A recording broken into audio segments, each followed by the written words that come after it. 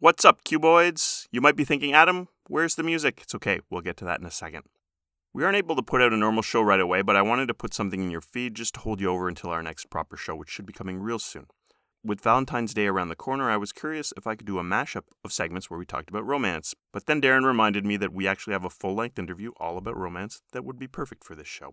Here's an interview with friend of the show, Dr. Cheryl Harasymchuk, where we talked about intimate relationships, more specifically, romantic relationships, which included tips on how to make relationships stronger and longer lasting. So enjoy, and we'll be back with some new content before you know it.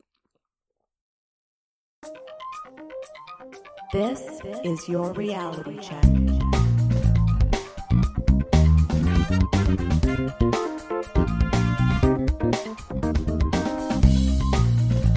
Hi everyone, and welcome to The Reality Check, the weekly Canadian show that explores a wide range of controversies and curiosities using science and critical thinking. This show was recorded on January 19th, 2020, and I'm your host, Darren McKee. With me, as usual, are Adam Gardner. What's up, cuboids? But not as usual, we have a special guest today, Dr. Cheryl Harasymchuk, who's an associate professor at Carleton University in Ottawa, Canada, where I live, in the Department of Psychology. She's been there for 10 years, and she teaches courses on close relationships and runs the Positive Activities and Intimate Relationships Lab at Carleton. She's going to talk to us today about relationships, love, attractiveness, and how to make them better. Welcome, Cheryl. Thanks for having me. Thanks for being here. So let's just get right into it. What are close relationships, and close compared to what? Well, close relationships are defined as frequent interactions between two people that last over a considerable period of time, that involve mutual influence and a high level of disclosure, such as a best friend. A special type of close relationship is an intimate relationship, which has everything that is contained in a close relationship plus the sexual passion component. For instance, a romantic partner. And close relationships can be contrasted with impersonal relationships that tend to be more formal, task-oriented, and determined by social rules. So things like relationships like prisoner and guard, barista and regular customer. Also, they can be compared to acquaintances that involve less disclosure and might be more limited to specific situations, such as my soccer friend. So your best friend could be a close relationship, your romantic partner, I guess assuming you have a child, or just anyone you're really close to and share a lot with. That's what I'm understanding? Correct. Great. Okay, so before we start exploring your work and close relationships in detail, what are the broader ideas you want to communicate? What are you hoping to teach our listeners today? Well, first, specific to my research, I want to emphasize the importance of play and leisure with romantic partners on a day-to-day basis in increasing relationship quality and fending off relational boredom. The central elements of a satisfying relationship are not just security, familiarity, comfort, and a shoulder to cry on. Other central elements include play, exploration, and having fun. But second, more broadly, I want to help teach the public that there are scientists that study close relationships, like friendships and romantic relationships, in terms of how they begin, how they're maintained and end, as well as how they impact our health and well-being. In other words, there are people that make a living using the scientific method to uncover the mysteries of companionship and love. Hooray for science. Yeah. And just to clarify what you mean by the word play, I assume you don't quite mean the BDSM kink understanding the word play. You might just mean fun activities. Correct. The activities with your partner or a friend that involve fun, exploration, and discovery. Activities like going for a hike, going salsa dancing, or maybe doing an escape room adventure. Cool. So something novel, something new is really a Correct. key thing here. Okay. Well, I'm guessing the majority of our listeners are in some sort of relationship with someone, even if it's only us in your podcast feed.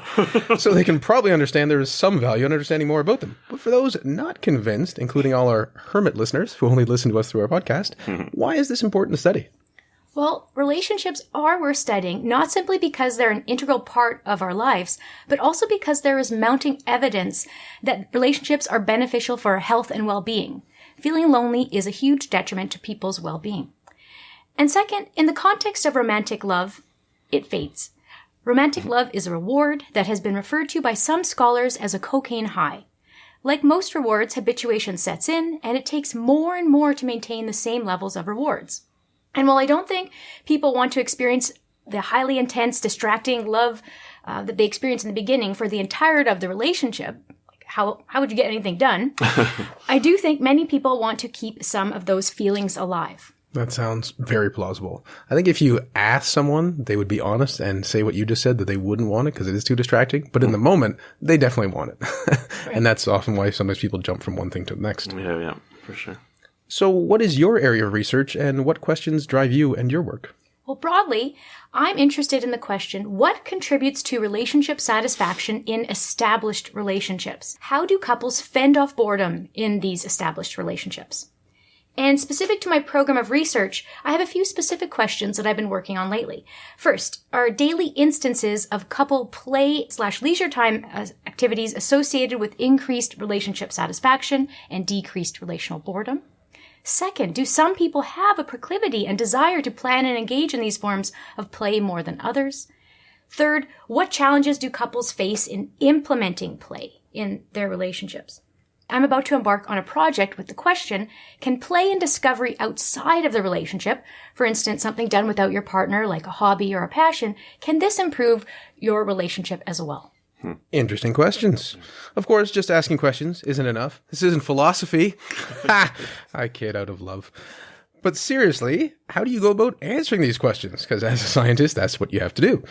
I'm answering my questions in a few ways. One way is by asking established couples from the community to answer daily questions about their experiences in their relationship over a 3-week period. And then I follow up with them several months later. And in other designs, I ask people in established relationships to plan dates, and I ask them questions about it. I also follow up with them and ask them about their experiences after the date. Okay, so a couple of quick clarifying questions. When you say established relationship, is there a certain period of time that means? There isn't an exact time, but what we're really looking to do is get past the honeymoon phase. We're really interested in people that are past the initial 2 years of their relationship, but we leave it open. And so in our studies and past ones, we've recruited people that have been in a relationship for a minimum of, I think it was 1 year for one study. We left it a little bit more open, that one. And then we get people that are participating in our study that have been in the relationship for 40 years. So we get a wide range. And on average, the people in our studies have been in a relationship for about 10 years. So the reason for this is we want there to be enough time for potential boredom to set in and for people to be more likely to be experiencing these challenges. That's very reasonable. And then when you say you're having people answer daily questions, is there like a survey they're filling out? Is there an app? What process? What we've been using is an online survey, and they complete it at the end of each day, and it takes about 5 to 10 minutes to do. Mm-hmm. In the future, though, I'd like to incorporate apps in my study with using people's smartphones so that we don't just have to rely on them completing it at the end of the day. We can contact them at random parts of the day and get reports closer to when the experiences are occurring rather than the reflection at the end. Mm-hmm. That makes sense. Yeah, I think it's a bit more of the experienced self versus remembered self, even though this timeline is very short. Yeah. Sure. All right, so before we get to what you found, are there studies in the field that have impacted you or really stand out that's inspired you to do this work in the first place? Well, there was one study, and this is when I was an undergrad, and I was just dazzled by it. So in the context of play, one key study for me was one done by a researcher named Arthur Aaron and his colleagues, and it was published in 2000. And what they did is they invited established couples, one couple at a time, to come to a gymnasium to participate in an activity together. And they had several types of activities. One was routine and one was more exciting. And the exciting one involved the couple, carrying a cylindrical foam roller through an obstacle course while being Velcroed at their feet and ankles. And they're also given the instructions that they're not allowed to use their hands. And they have to make it through the obstacle course with this foam roller in a timely manner. And what was interesting to me is that up until that point, all I had heard about or read about was about couples working through conflict. And so this was one of the first and important studies that looked at couples having fun and playing together. Like the positive psychology movement related to relationships. Correct. Right. The positive psychology movement had a big impact on my area of study, and that came right around 2000 as well. So this was right there at the beginning. And then methodologically speaking, tracking couples on a daily basis and over longer periods of time was another important advance in the field. For instance, in one study by Ted Houston and colleagues, researchers tracked newlywed couples for the first 13 years of marriage. And what this allowed the researchers to do is to assess couples over longer periods of time in a more natural setting. And what they wanted to do is they wanted to observe how relationship satisfaction changes over time based on the amount of negative and positive experiences and emotions they had. And in one study, they found that the level of negativity was less of a role in determining whether the couple remained together, but more so that it was a level of positivity that was indicative of whether people remained happy and together. So it's like the net effect is what is more important than just whether it's negative. Yeah. 13 years is also a long time. Hooray for longitudinal studies. Yes. Yeah. All right. Well, what have you found in your research?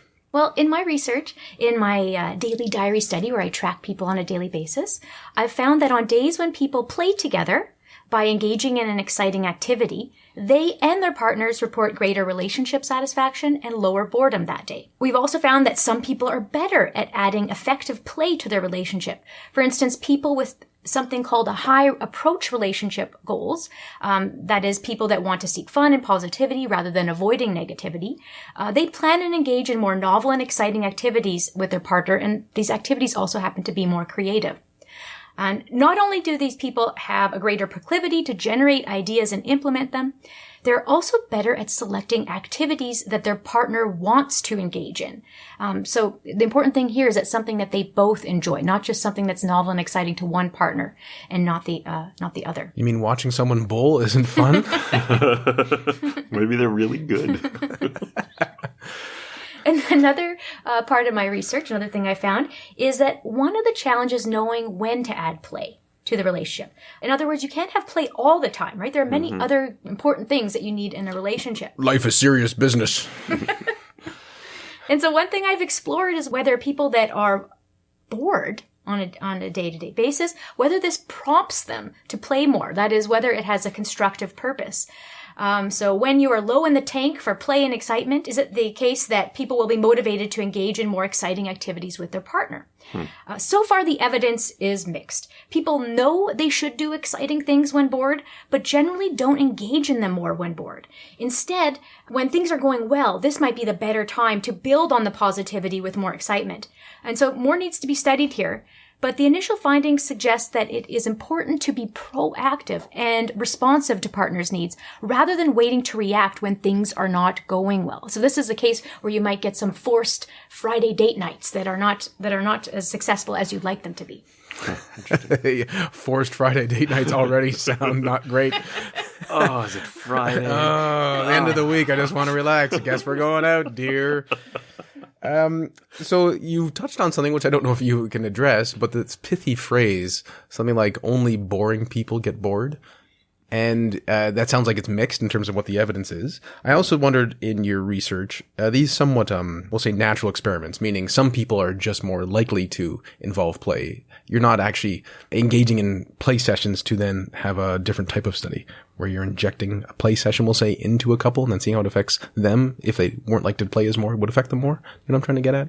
I think so. So I think there's 2 points there. The first is that, yes, we believe that there's individual differences in the extent to which you can add play and reduce boredom. But here's the interesting thing. It's about the expectations that you set for yourself and what you want in the relationship. So if you're a boring person, maybe you've set the bar low. Maybe just watching a different type of movie on Netflix, that will be novel enough for you. Yeah.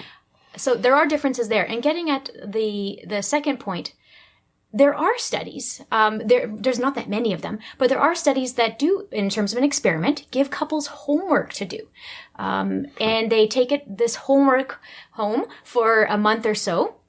And what they do is they tell some couples to engage in something new and exciting, and they give them a certain amount of time to try this in a week. And then for the other couples, they give them advice to, spend time together, pleasant, comforting, that sort of thing. And at least the initial evidence is that with these homework studies is that people that engage in the play, the novel and exciting work, that they experience some boosts in relationship satisfaction compared to the people that were still spending time with their partner, but it had a different quality. All right. Well, this is good in theory, but what about practice? Meaning, is there any applicability to the real world settings for people in relationships? Sure. I feel a little uncomfortable answering questions like that, but people want to know. So I will make an effort to share this. So my findings combined with other related research in my area suggest that play can be applied to the real world setting. And what I mean by that is play can be useful for people's everyday lives. And I'd like to preface that it is relatively new research area, and so there are many details and processes to sort out. But essentially, the implications of my work are that couples who play together will be happier.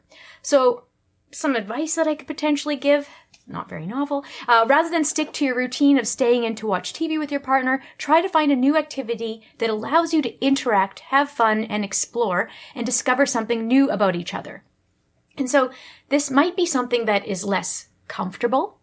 It might require more effort, and you might not want to do it in the beginning, but after, the idea is that you'll have greater benefits in the long run for your relationship. I was even thinking about the situation where if you try something like an escape room and you don't really enjoy it, if you have the right perspective, your normal life will seem better. If you try to really plan for a successful date and it goes badly, that could be perceived negatively. But if you're like, oh, gee, this reminds us why we don't do things, and that's pretty good because what we have is watching Netflix, which is good for us. The key thing is, for what we know so far, is that it's important that both people enjoy it. But what we don't know so much is how much discomfort is okay for you to still have these benefits. That's true.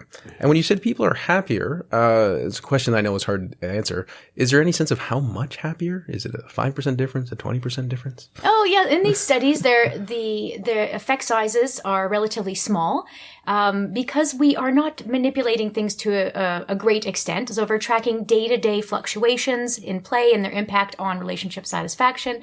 We are comparing it to the own person's amount of relationship satisfaction. So we just observe these little amounts. But the idea here is that over time, these small effects accumulate and have significant consequences. And so the idea here could be is that you're happier and you're more likely to stay together if you're doing these little small things on a daily basis. When it comes to the homework studies where they give people some instructions to do something novel and arousing and exciting with their partner, we've only tracked people over relatively short periods of time, 3 weeks, a month. It would be really nice if, you could set aside a year for something like this. More broadly, if you're getting at the idea of how much play impacts relationship functioning in comparison to all the other good things people need to do in their relationship and all the bad things they need to avoid, that we don't know. We don't have a specific formula, is what I mean. So here's what we do know. Removing really bad things from the relationship, such as name-calling, criticism, infidelity, these have relatively big effects on the relationship. However, for most couples that stay together, they don't find things that are really wrong in the relationship, right? They might just find that things are not right with it. And so I believe there's value to studying the small things that people do on a daily basis to make their relationship feel right. So it's sort of the difference between, do you want your relationship to just continue to exist, or do you want it to be, to flourish and to really be a positive experience for everyone's life, right? That's correct. And so nowadays, at least in North American culture, people have high expectations for the relationship. They're not just content just to get by, survive, and have a marriage or a long-term relationship. They want to strive to be the best possible self, and they want their partner to help them reach those heights. Now, adding children to a relationship certainly changes the dynamic and reduces the amount of time couples may spend together engaging in exciting activities. Would such activities, which are engaged in together as a family, be likely to have a similar benefit than just the one-on-one setting? Well, great question. Let me first say that I'm not familiar with family dynamic research. I just focus on dyads. However, I would expect family play experiences could help, given that it allows the couples to interact and explore together, and also observe their kids having fun and discovering. That being said, the quality of the play might be different when done as a family versus done as a couple. For instance, you might have a persona when you're with your children, where you have to be responsible, right? You're the dad, and so this might be a different self-identity than with your partner alone. And when you're with your partner alone, you might be able to let loose a little more than when you're with your kids. It's hard to have fun at the pool if you're trying to make sure other people don't drown. Yeah, that is a it's a bit distracting. Responsibility. Yeah, this is what lifeguards are for. Now, do you have any tips on how couples can continue to have quality time and activities, potentially one-on-one, to keep their relationship going while there are time and attention demands which come with everyday parenthood? Well, in some ways, I feel a little uncomfortable answering this question. It's similar to mansplaining in the sense that I don't have kids, and so I feel a bit weird giving advice to parents with kids on how to make their relationship better. But I will share some of the evidence that I know, and also from just hearing some of my friends that have kids and how they navigate this. So transitioning into parenthood is a challenging time for couples. Just making it through the day is an accomplishment. So the thought of carving out time and doing something that requires an expenditure of energy for frivolous seeming play activities might be the last thing on a new parent's mind. So here are a few tips for new parents. So first, adjust your expectations. As wonderful as having a child is, new parents are likely sleep deprived and facing a constant series of challenges. Like, can I take a shower today? Sure. What's your play activity hygiene? For this tough period of time, give yourself a break. Give your relationship a break and realize you won't have the luxury of playtime with your partner like you used to. Yeah. Second, play is a broad term and means many different things to different people. So the important part is that people involved in the relationship find it fun and interactive. And rather than having one big event like a date night, like going salsa dancing, people could try to add playful moments into the day as they are navigating the challenges. So it's more about the attitude that is important than what big event that you are doing. So instead of going out for salsa dancing, just eat some salsa. You have to manage your expectations. Well, that seems more feasible, actually. Yeah, And if that you get chip into the your mouth. picante, it really does spice up the relationship. And then here's another one that I read about. If you have the luxury of being able to access childcare, it might be nice to plan some couple-only time. Like, really make an effort to set that aside. And here, don't worry about it being super exciting activity like the activities used to be. It might just be novel enough for you because you've had a different lifestyle for a while. So, as an example, it might just be novel to have a glass of wine or go to the bathroom on your own.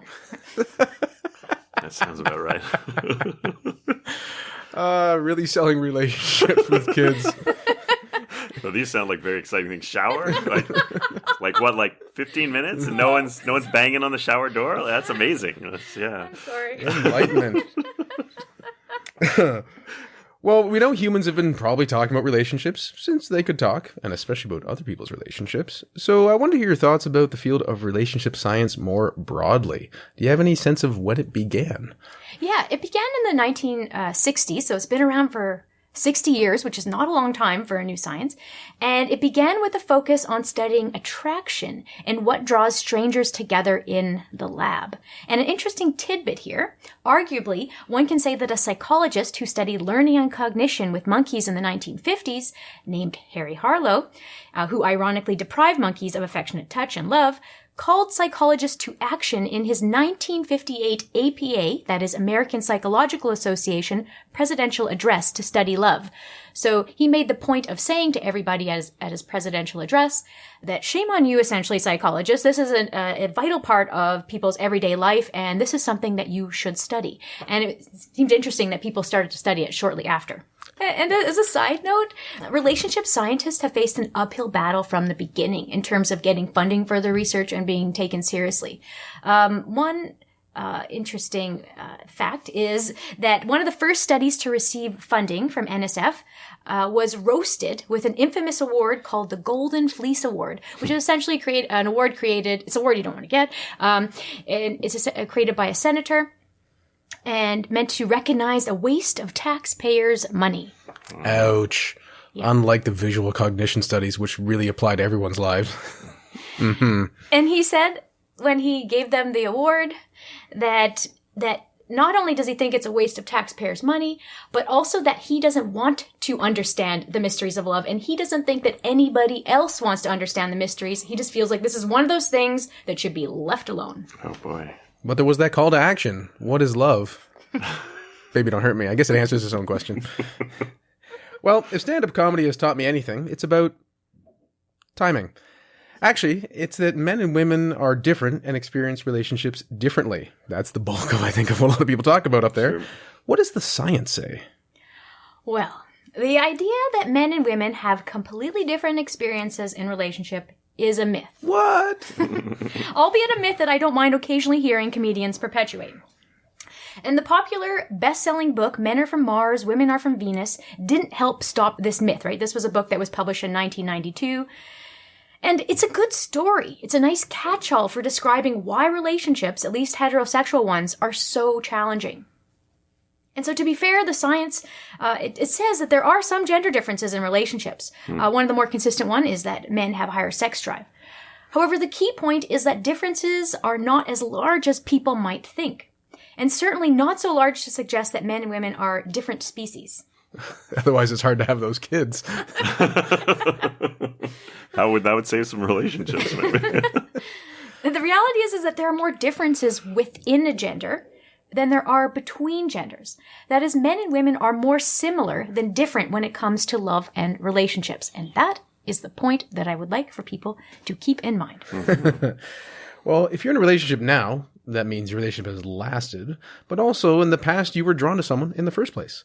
So can you talk to us a bit about both of these topics, starting with what draws people together? And I've always been curious, do opposites attract? Yeah. I think they don't, but let's hear what the science says. Or they might temporarily. Yeah. Well, in the context of love connections, people have increased chance of being drawn together and falling in love if they are closer in proximity. That is, they work together, they live near each other, they're in the same class. If they have positive personalities, it's kind of a no-brainer. So, like, if you're a warm-hearted person, you have a good sense of humor, people like to be around you more. If they find each other physically attractive. And also if they are similar. That is, if you have a similar upbringing, same political values, same world beliefs. So to answer your question, sometimes people with different traits are attracted to one another. But the evidence suggests that more often what is happening is that similar people are drawn together. And so I think the opposites attract saying is so popular because that is what people tend to notice and they give it more weight. Wow. Like they might just focus on the fact that one of the partners is more outgoing than the other and then just go ahead and say that, oh, opposites attract. But what people might be taking for granted, for instance, is that maybe they are close in age. Maybe they have the same worldviews. Maybe they laugh at the same jokes and so on. Yeah. Cheryl, one of the points you mentioned was people end up together if they have positive personalities. So if someone has more of a negative personality, I mean, they're less warm, they don't have much of a sense of humor, do they end up with someone who was also that way? Well, one of the consistent findings that we as relationship scientists have encountered is the idea that people with a certain negative personality, referred to as being high in neuroticism, that is, the people that focus on negativity, that they have a difficulty getting into relationships and staying in relationships. And so with similarity, you might extrapolate that, if you both have negative personalities, that you could be drawn together.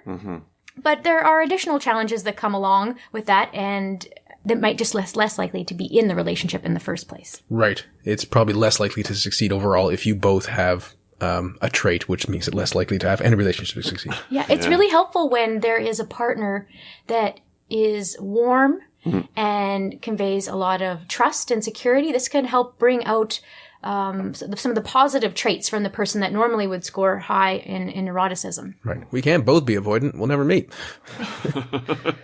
So according to science, what makes someone physically attractive? Because we know that's a huge component of why people are in romantic relationships. Or at least how they get started. So there's a weird science of beauty out there. And the people that study this divide it up into facial attractiveness and body attractiveness. For facial attractiveness, women are more attractive if they have baby-faced features. For instance, small chin, large eyes, full lips. Women are considered beautiful when they have baby-faced features plus signs of maturity, such as prominent cheekbones and a broad smile.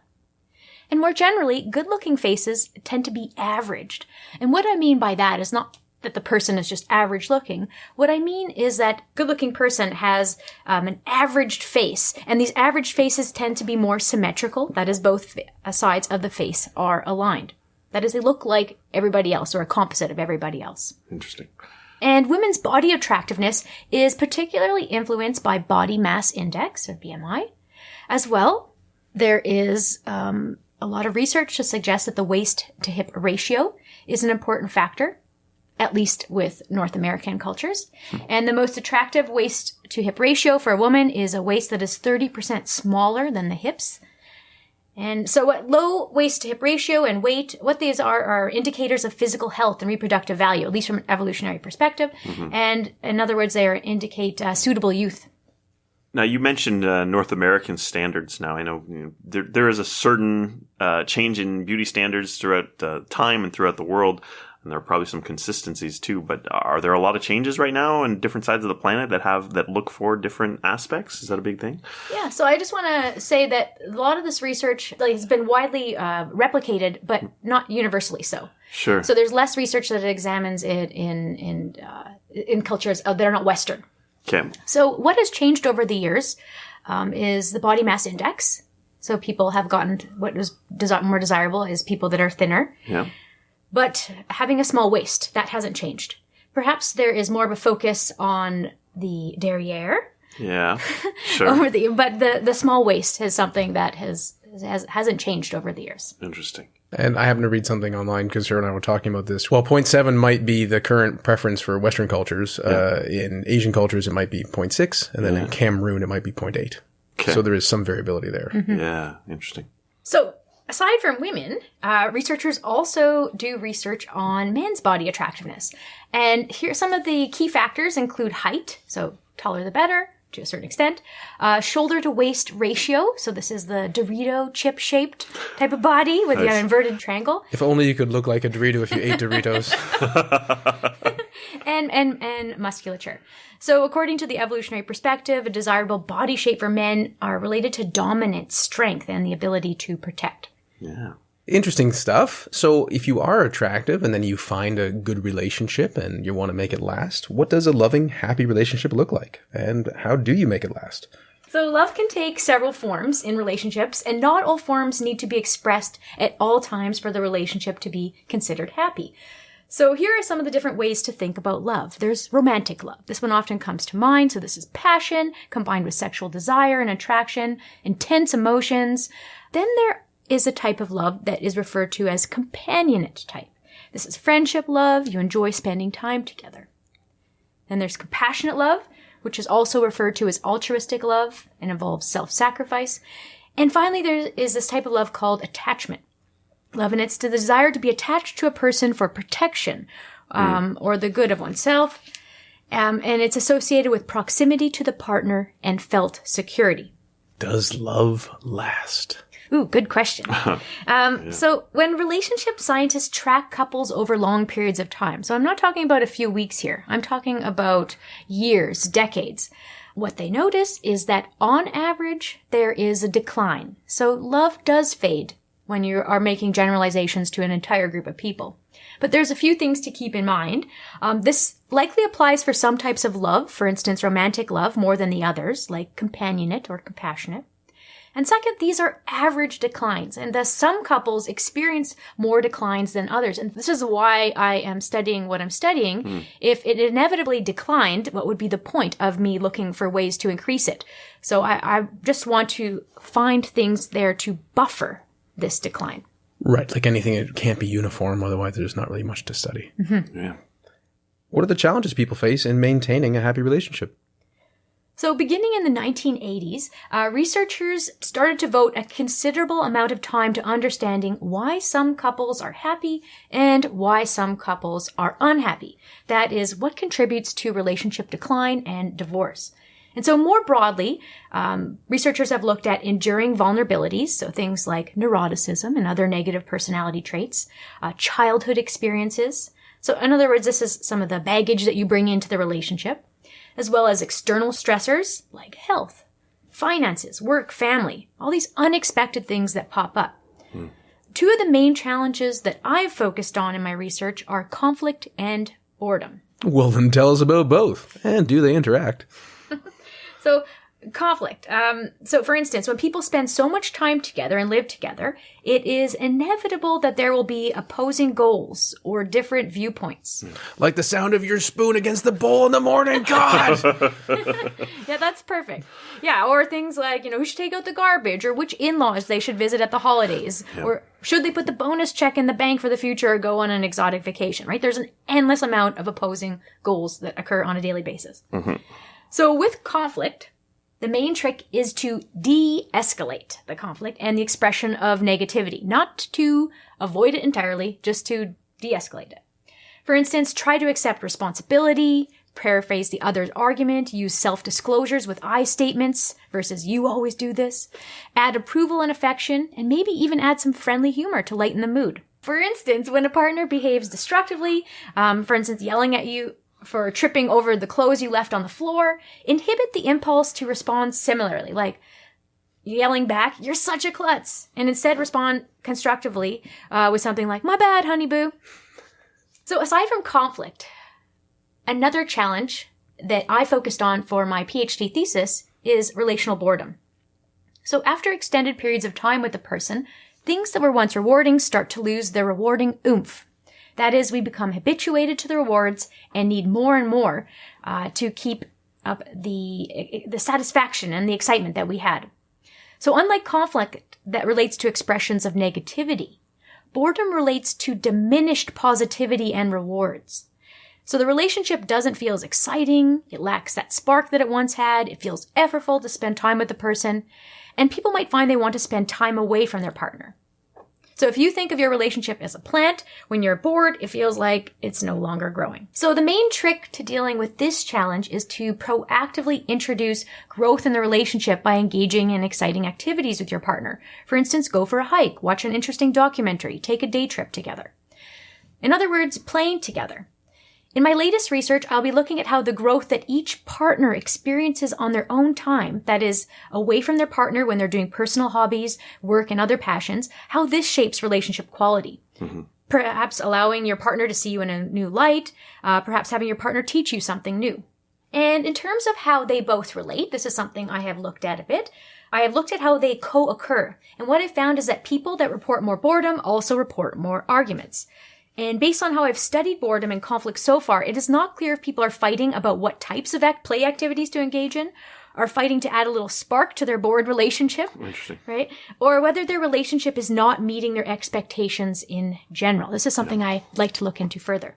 Well, we love to provide listeners with practical information that they can use to improve their lives instead of just annoying their friends with myth-busting.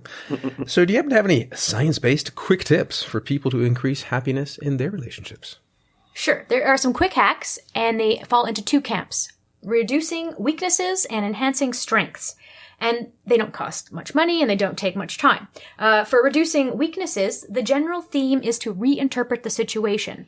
So, for instance, reinterpret your partner's negative behavior as something that is temporary and not something that is ongoing. So if your partner comes home from work and yells at you to why didn't you take out the garbage as soon as they come in, perhaps you could reinterpret it as, might be their first day of working on a new project, or maybe they're hangry.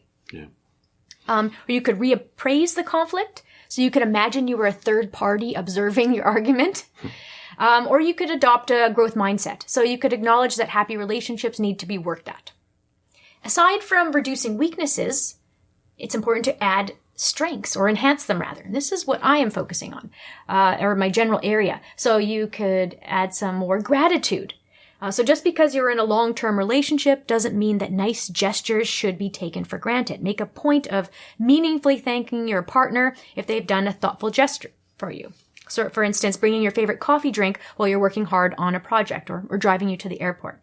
Another one is sharing good news with your partner and celebrating it together. So it's on you to share this good news, and it's also on your partner to respond similarly. So it's important for that partner to respond in an enthusiastic and positive way. So if your partner texts you some good news, like they got a promotion, respond right away, preferably with a few emojis. Nice. And then another one is affectionate touch. And so here it's not just about the big acts related to intimacy, such as sex. It can be small gestures, such as a hand on the back, holding hand. All of this conveys responsiveness and caring.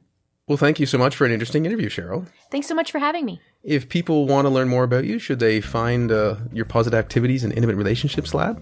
That's right. You can find more information about my research and what I'm up to on the Positive Activities for Intimate Relationships Lab at Carleton University. We'll put a link in the show notes at trcpodcast.com. Great website. For show notes or to discuss this episode, visit our Facebook page and website at trcpodcast.com. For general inquiries or to send a topic or parody suggestion, email info@trcpodcast.com. Help support the show by leaving a review on iTunes and liking us on Facebook. Follow us on Twitter at @TRC_podcast.